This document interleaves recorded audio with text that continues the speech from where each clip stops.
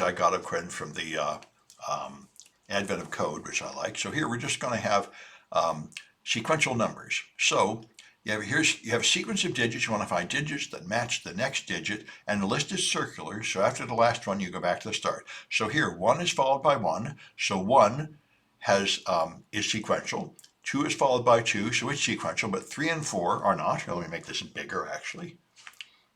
All right, 3 and 4 are not. 3 is followed by 4, and 4 is followed by 1. So the two digits that match the next digit are 1 and 2. Now this sequence, all of them are followed by another, even the last one, because you wrap around. So 1 is always followed by 1. So there are 4 digits that match. Here, no digits match. 1, 2, 3, 4. 4 is followed by 1. Here you have 9. 1, 2, 1, 2, 1, 2, 9.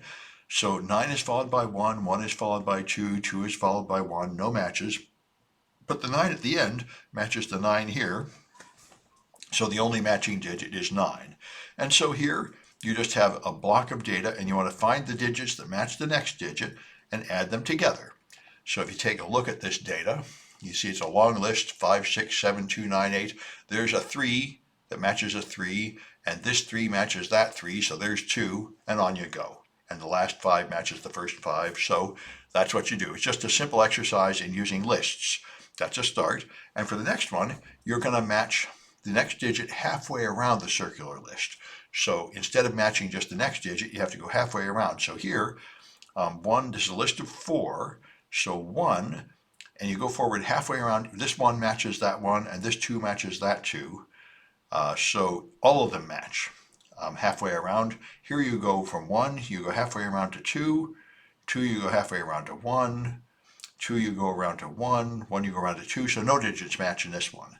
Here you're going to have a list of 6. So you go ahead by 3. So 1 is compared to 4, and it doesn't match. 2 and 3, 2 are compared to 2 and 5, so that's a match. And 4 doesn't match anything. 2, you skip ahead by 3, and it matches. So the 2's both match each other, but no other digits have a match, and so on. So again, you've just got another little task to see if you can make a list and correctly compare items in a list. These are just exercises in forming a list and then using loops to loop through the items on a list.